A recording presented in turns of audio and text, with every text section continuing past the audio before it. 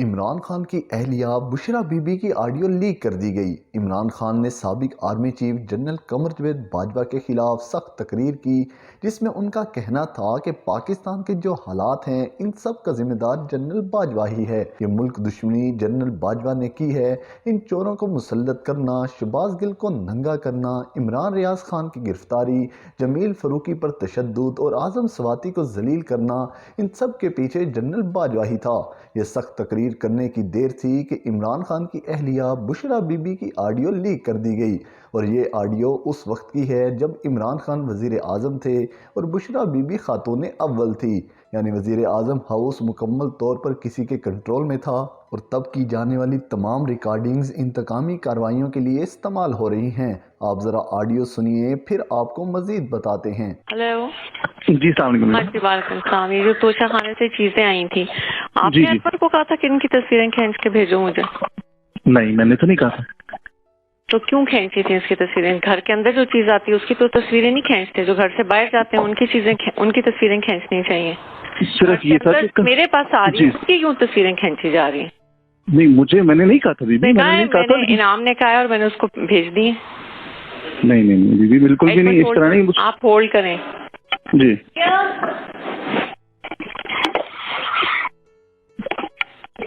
आपने इनाम को भेज दी? वो कह रहे हैं मुझे कहीं भेज दी। नहीं भेजी है, लेकिन मैंने कहा नहीं भेजी है, लेकिन मैंने नहीं कहा तस्वीरें खींचने को इनाम ने।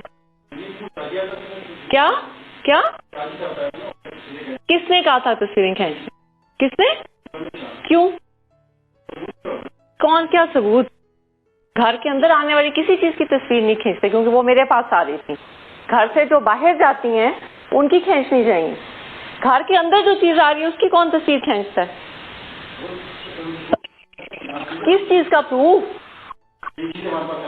क्यों? आपको क्या जरूरत है प्रूफ करने की? आपने मेरे से पूछा है?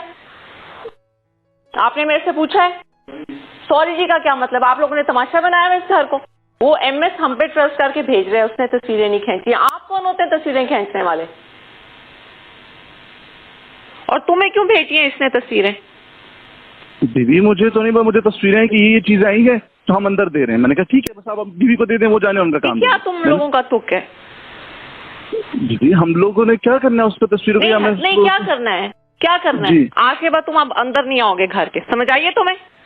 ठीक है। ये तस्वीरें लेके वहीं रहो जहां तुम बैठे हो। ठीक है।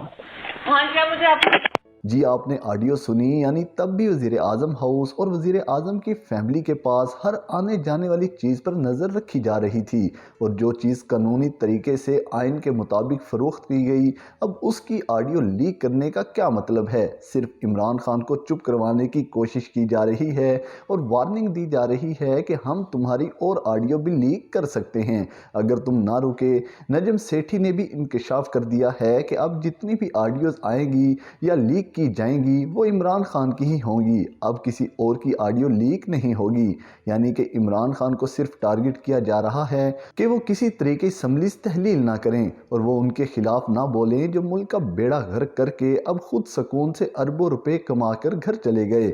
इमरान खान भी अब मजीद मोहतात हो गए हैं। जमान पार्क जहाँ इमरान खान रहाइश पजीर हैं, वहाँ भी अब अहम तरीन बातें नहीं की जाती। अगर बात करना मकसूद हो भी तो कोर्ट वर्ड्स में या लिख कर अहम तरीन मामलात पर गुफ्तगू की जा रही है।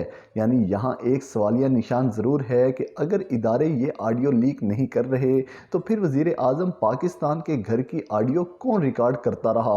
ये वज़ीर आज़म हाउस और ख़ुद वज़ीर आज़म की सिक्योरिटी पर बहुत बड़ा सवाल है। सुप्रीम कोर्ट को इस पर नोटिस लेते हुए कमीशन कायम करना चाहिए कि वज़ीर आज़म पाकिस्तान की सिक्योरिटी इतनी नाकिस है कि उनकी कोई भी ऑडियो रिकॉर्ड कर सकता है, और अगर सिक्योरिटी में कोई कमी नहीं और सिक्योरिटी बिल्कुल फुल प्रूफ है तो फिर आप जानते हैं कि ऑडियो कौन लीक कर रहा है।